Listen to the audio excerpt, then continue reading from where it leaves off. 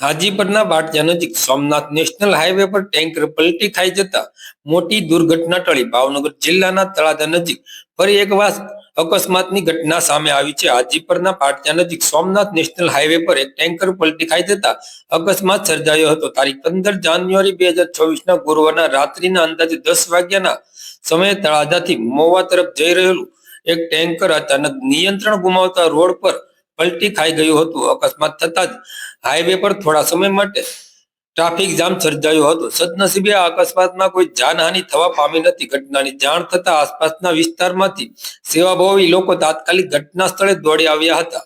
અકસ્માત બાદ હાઈવે પર વાહન વ્યવહાર થોડો સમય માટે અસરગ્રસ્ત થયો હતો। ઘટનાની માહિતી મળતા પોલીસ અને સંબંધિત વિભાગ દ્વારા તપાસ હાથ ધરવામાં આવી હતી। ભાવનગર જિલ્લાના તળાજા આસપાસના વિસ્તારમાં અવારનવાર નાના મોટા અકસ્માતોને લઈને ફરી એક વખત માર્ગ સુરક્ષાને લઈને પ્રશ્નો ઉઠી રહ્યા છે।